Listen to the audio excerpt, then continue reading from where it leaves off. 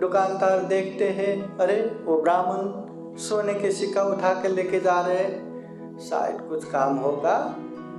शील सदाचार पालन करने वाला। स्वागत है आप सभी का। आप लोग देख रहे हैं बुद्धास टीचिंग चैनल और हम यहाँ महाकारुणिक तथागत बुद्धा और उनके शिक्षाओं के विषय में चर्चा करते हैं।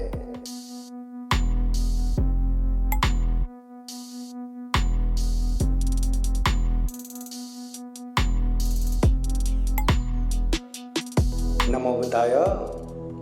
वर्षावासकालीन विशेष धम्मदेशना सुन रहे संपूर्ण श्रद्धा संपन्न बुद्धि संपन्न उपासक उपासिकाएं, आप सभी के जीवन में बुद्ध का आशीर्वाद रहे, धम्म का आशीर्वाद रहे, संघ का आशीर्वाद रहे, ऐसे कामना करते हैं। तो आइए आज का विशेष धम्मदेशना शुरू करते हैं। सर्वप्रथम ये वर्षावास कालीन धम्मदेशना है और ये वर्षावास धम्मदेशना सुन रहे हैं। तो आप सभी लोग धम्म का काम तो कर ही रहे होंगे, अपने अपने हिसाब से दान दे रहे होंगे, शील पालन कर रहे होंगे, ध्यान अभ्यास कर रहे होंगे, धम्म देशना सुन रहे होंगे, सुना रहे होंगे, अपने अपने हिसाब से धम्म का काम कर रहे होंगे। करना भी चाहिए और धम्म के काम करने में खूब बल मिले, ये भी कामना करते हैं। तो आइए आज का धम्म देशना शुरू करते हैं। जो यहाँ प्रत्यक्ष उपस्थित है संपूर्ण उपासक उपासिकाएं हाथ जोड़िए और दिल से बोले साधु साधु साधु अरहं सम्मा सम्बुद्धो भगवा बुद्धं भगवन्तं अभिवादेमि स्वाक्षातो भगवता धम्मो धम्मं नमस्सामि सुपटिपन्नो भगवतो सावक संघो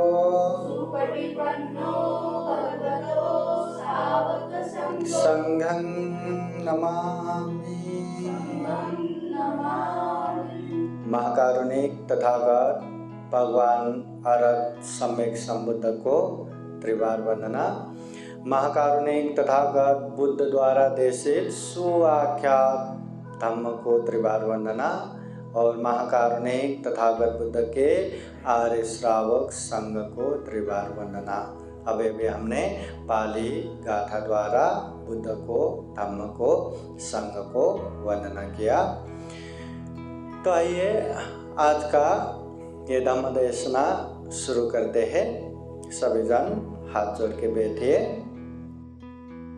शीलेन सुगतिं यान्ति शीलेन भोग संपदा शीलेन निभृतिं यान्ति तस्मात् शीलं विशोधये। महाकारुणिक तथागत बुद्ध धम्म संघ को त्रिवार वंदना। परम पूजनीय डॉक्टर बाबा साहब अम्बेडकर आज के विशेष धम्म देशना कार्यक्रम में प्रत्यक्ष अप्रत्यक्ष जुड़े हुए संपूर्ण श्रद्धा संपन्न बुद्धि संपन्न उपासक उपासिकाएं, महाकारुणिक तथागत बुद्ध अपने अपने जीवन सुखमय बनाने के लिए, शांतमय बनाने के लिए और जितने भी दुख तकलीफ है उनसे दूर रहने के लिए ढेर सारा उपदेश देते हैं। उन उपदेशों में सारांश तथागत बुद्ध कहते हैं दानं ददन्तु सत्ताय, श्रद्धापूर्वक दान देना चाहिए। शीलं रखन्तु सर्वदा, हमेशा हमेशा शील सदाचार पालन करना चाहिए। भावना भिरता होन्तु, ध्यान भावना करना चाहिए। चंचल है मन, उसको एकाग्र करना चाहिए। अशुद्ध है मन, उसको परिशुद्ध करना चाहिए। तो महाकारुणी तथागत बुद्ध हर गृहस्थ उपासक उपासिकाओं को ये दान, ये शील, ये भावना का उपदेश देते हैं। उनमें से आज हम थोड़ा सा बातें करेंगे शील के विषय में। महाकारुणी तथागत बुद्ध शील का बहुत महत्व देते हैं, सदाचार का बहुत महत्व देते हैं। अगर हमारा जीवन में शील सदाचार भी पालन नहीं कर सकते तो उसको कोई भी विश्वास नहीं करेगा, और विश्वास नहीं करेगा तो साथ में भी नहीं रखेगा। काम करने वाले काम नहीं देगा, साथ में रखने वाले साथ में नहीं रखेगा। तो शील सदाचार पालन होना बहुत जरूरी है। इसलिए तथागत बुद्ध पाली गाथा द्वारा कहते हैं, शीलेन सुगतिं यन्ति। अगर हमें सुगति जाना है तो अच्छे से शील सदाचार पालन करना चाहिए, क्योंकि शील सुगति के तरफ लेके जाते हैं। शील सुगति का मार्ग है। जो व्यक्ति इस दुनिया में शील सदाचार पालन करते हैं वो लोग सुगति की तरफ जा पाएंगे। फिर तथागत बुद्ध कहते हैं, शीलेन भोग संपत्ति।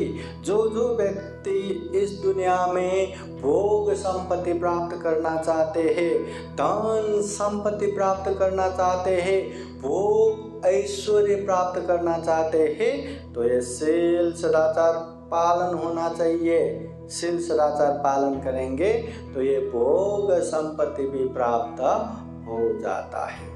फिर तथागत बुद्ध कहते हैं, शीलेन निब्बुतिं यन्ति। ये शील से सीधा निर्वाण की तरफ लेके जाते हैं। जो दुख मुक्त निर्वाण है वहाँ तक लेके जाने का काम ये शील करते हैं। जो व्यक्ति शील पालन नहीं करते, कितना भी ध्यान साधना करो, कितना भी समाधि में रहो, वो लोग दुख मुक्त नहीं हो सकता। वो लोग सम्यक समाधि और प्रज्ञा विवृद्धि नहीं कर सकता। इसलिए ये शील पालन होना जरूरी है। शील सदाचार पालन करेंगे तो निर्वाण तक भी लेके जाने के लिए आसान होगा। फिर तथागत बुद्ध कहते हैं, तस्मा शीलं विशोधये, तस्मा शीलं विशोधये। इसलिए ये शील को विशुद्ध रूप से अच्छे से पालन करो। केवल दिखावे के लिए नहीं, अच्छे से पालन करना है। हर दम हमेशा पालन करना है। जैसे गृहस्थ में रहते हैं तो 5 शील पालन करना है। हिंसा नहीं करना, चोरी नहीं करना, व्यभिचार नहीं करना, झूठ नहीं बोलना, नशा पदार्थ सेवन नहीं करना, और विशेष समय पर, जैसे वर्षावास का समय है, हो सके तो हर दिन उपवास धारण करो, नहीं तो 8 दिन में एक बार उपवास धारण करो। जैसे कि पौर्णिमा के दिन, फिर पौर्णिमा के बाद के अष्टमी के दिन, फिर अमावस्या के दिन, फिर अमावस्या के बाद के अष्टमी के दिन, ऐसे 8 दिन में एक बार उपवास धारण करना है। 8 शील अच्छे से पालन करके अपने आप को शुद्ध परिशुद्ध करना है। और उससे भी आगे शील पालन करना है तो कभी कभी हमें प्रवज्ञा धारण करना है, चाहे 10 दिन के लिए हो, चाहे 1 महीना के लिए हो, चाहे 3 महीना के लिए हो। ऐसे प्रवज्ञा धारण करते हुए ये 10 शील पालन करना है। इस तरह से शील सदाचार पालन करते जाना है, और ये बहुत जरूरी भी है। शील सदाचार कितना जरूरी है हम एक कहानी द्वारा समझेंगे। महाकारुणिक तथागत बुद्ध के समय में तथागत बुद्ध ज़्यादा से ज़्यादा कौशल देश के राजधानी श्रावस्ती में रहते थे। श्रावस्ती जैसे कि धम्म प्रचार प्रसार का केंद्र बिंदु जैसा, वो श्रावस्ती नगर में अनाथपिंडिक महाजन ने दान दिया हुआ जेतवन बुद्ध विहार था। विशाखा महाउपासिका द्वारा दान दिया हुआ पूर्वाराम विहार था, इसलिए तथागत बुद्ध वहां ज्यादातर रहते थे। कौशल देश के राजा प्रसेनजित, और प्रसेनजित भी तथागत बुद्ध धम्म संघ के प्रति श्रद्धावान उपासक।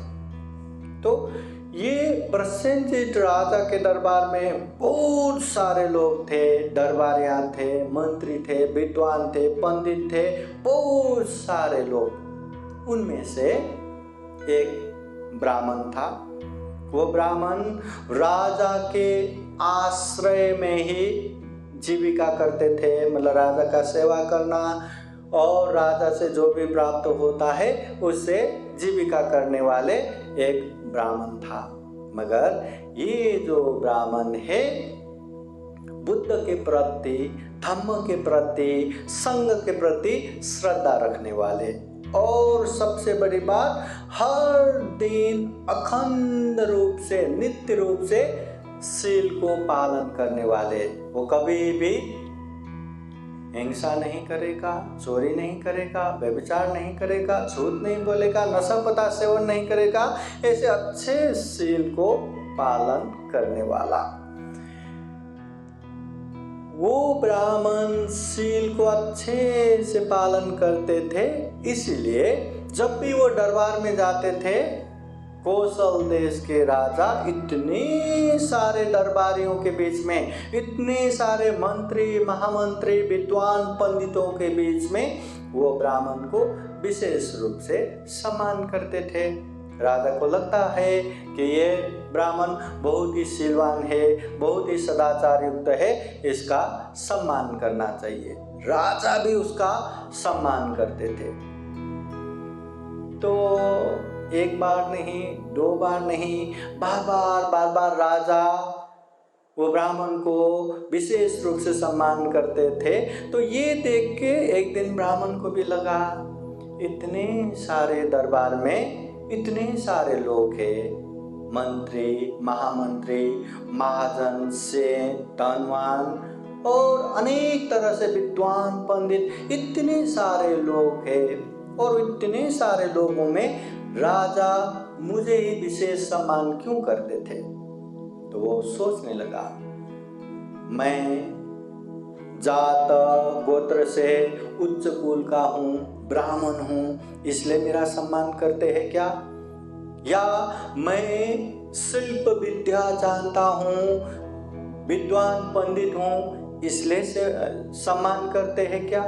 या मैं खूब अच्छे से शील पालन करता हूँ, इसलिए सम्मान करते हैं? क्या वजह है? न मेरा उच्च जात को देख के, न मेरा शिल्प विद्या ज्ञान को देख के, या न मेरा शील सदाचार को देख के। वो सोचते हैं, पर पता ही नहीं चला कि राजा क्यों उसका सम्मान करते हैं। न ये, न वो। उसको रहा नहीं गया, कैसे भी उसको वो परीक्षण करना था, वो जांच करना था कि राजा क्यों सेवा करते, क्यों सम्मान करते।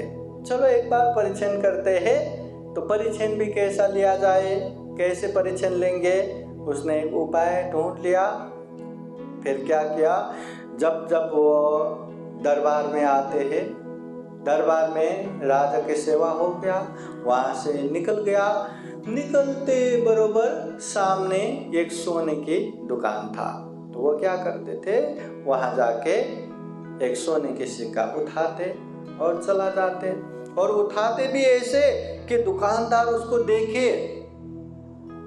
तो फिर दुकानदार देखते हैं, अरे वो ब्राह्मण सोने की सिक्का उठा के लेके जा रहे, शायद कुछ काम होगा, शील सदाचार पालन करने वाला वो व्यक्ति चोरी क्यों करेगा, देगा वापस। कुछ भी नहीं बोला।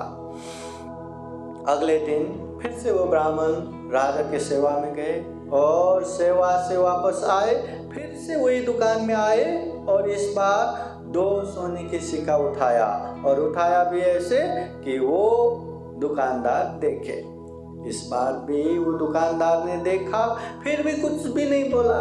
ब्राह्मण बहुत सिलवान है, राजा भी उनका स्पेशली विशेष रूप से सम्मान करते हैं। ऐसे ब्राह्मण क्यों चोरी करेगा, कुछ काम हुआ रहेगा, वह कुछ इमरजेंसी रहेगा, कुछ हुआ रहेगा, वापस देगा करके कुछ भी नहीं बोला। फिर अगले दिन वो ब्राह्मण राजा के दरबार में जाके फिर वापस आया, फिर वही दुकान में एक मुट्ठी सोने की सिक्का उठाया और चल पड़ा। ऐसे उठाया कि दुकानदार उसको देखे।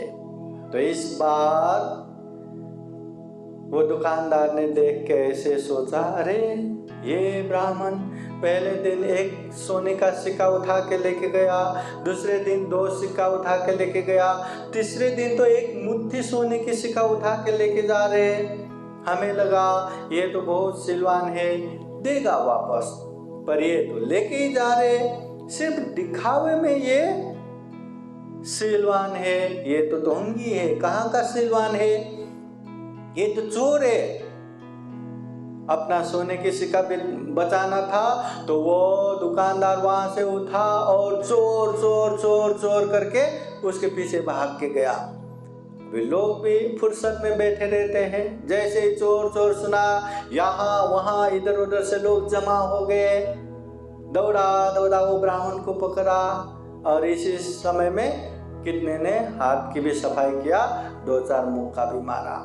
फिर उसको अच्छा खासा बांध के, अभी ये सोने के सिक्का चुरा के जा रहे, अभी इसको राज दरबार में पेश करते हैं, राजा के सामने पेश करते हैं। लेके गया, राजा के सामने पेश किया तो राजा कहते हैं, क्या हुआ, इतने लोग मिलके कैसे क्या आना हुआ? तो कहते हैं, महाराज ये चोर है, इसने पहले दिन 1 सोने की सिक्का, दूसरे दिन 2 सोने के सिक्का, आज तो एक मुट्ठी भर के सोने की सिक्का चुरा के लेके जा रहे थे, हमने पकड़ लिया, उसके हाथ में वो सोने की सिक्का भी है। राजा ने देखा, क्या ये चोरी है? हाँ, हम सब ने देखा, सब ने साक्षी दिया, तो अच्छा चोर है। अब क्या करें, इतना सम्मान सिलवान है करके इतना सम्मान करते हैं, आज सबके सामने चोर है करके लेके आया। राजा को दुख लगा, पर चोर है तो दंड तो मिलेगा ही, दंड तो देना ही है। तो राजा ने आज्ञा दिया, अगर ये चोर है तो इसको राजदंड दिया जाए, राजदंड दिया जाए करके घोषणा किया। तो ऐसी घोषणा होने के बाद वो ब्राह्मण हाथ जोड़ते हुए कहते हैं, महाराज मैं आपसे एक बात कहना चाहता हूँ। हाँ ठीक है, कहो। महाराज मैं चोर नहीं हूँ।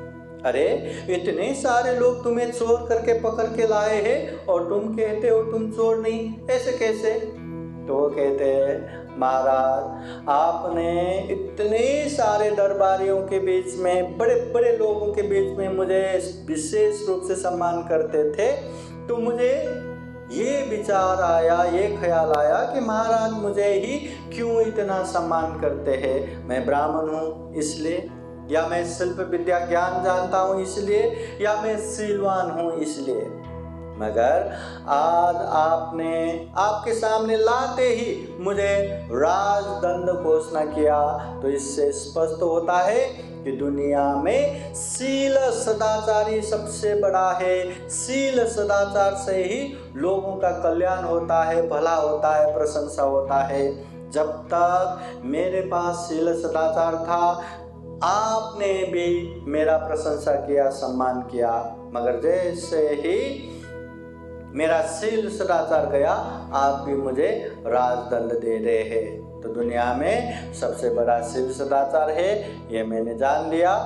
महाराज अगर आप अनुमति देते हैं तो ये शील सदाचार अब मैं गृहस्थ में रह के पालन नहीं करना चाहता, भगवान बुद्ध के शासन में प्रवजित होकर पालन करना चाहता हूँ, आप मुझे अनुमति दे। राजा भी खूब प्रसन्न हुआ, कहाँ इतना शील सदाचार युक्त करके इतना सम्मान करते थे, आज चोर करके रात दंड देते देते रह गया। तो ये परिचय है, ये जान के बहुत प्रसन्न हुआ। और राजा कहते हैं, हे ब्राह्मण, अगर आप चाहते हो प्रवज्या बन के जाना तो जाओ, मेरे तरफ से अनुमति है।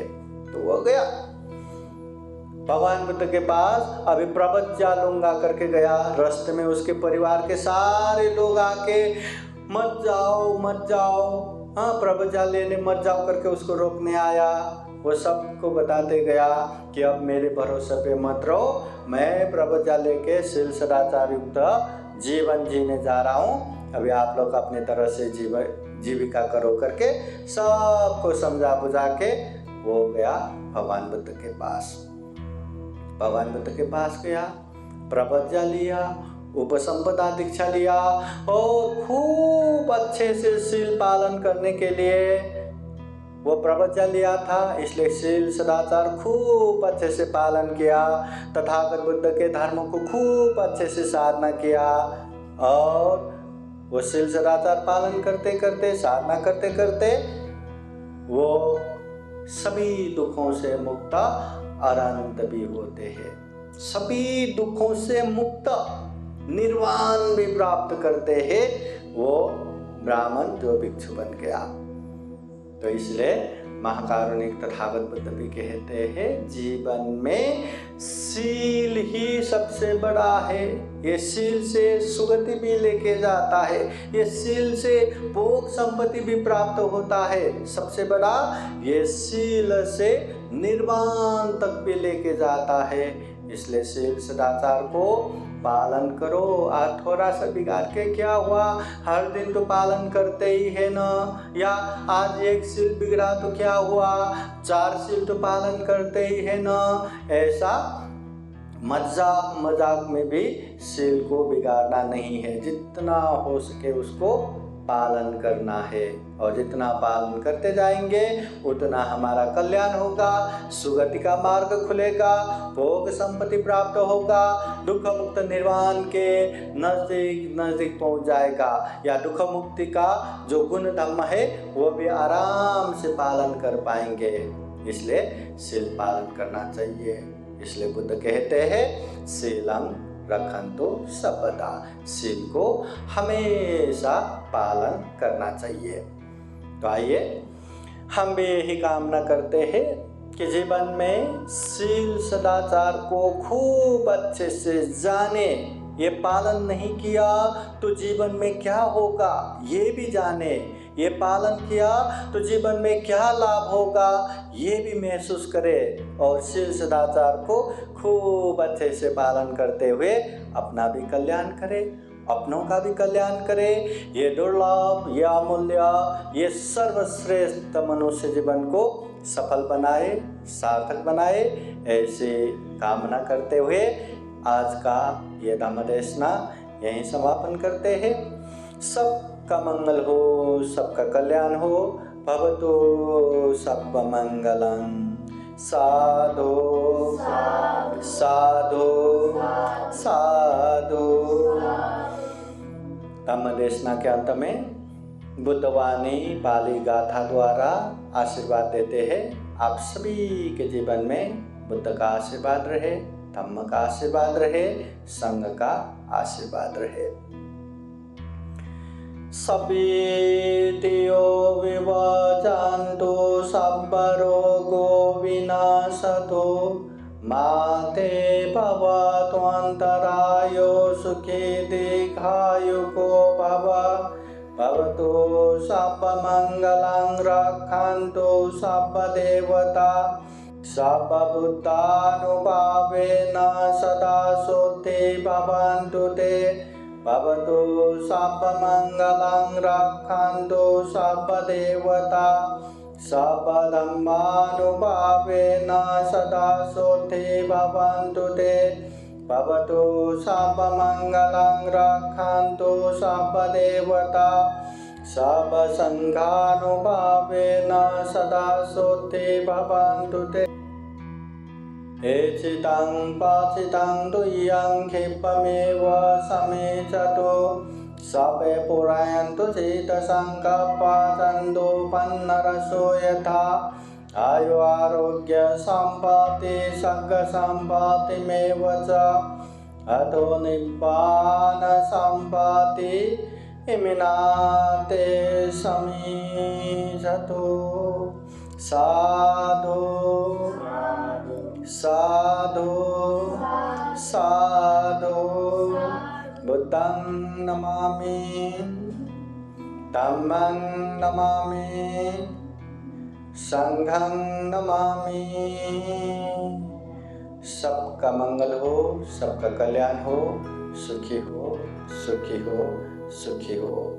आज का ये धम्म देशना कार्यक्रम यहीं संपन्न होता है। साधु साधु साधु।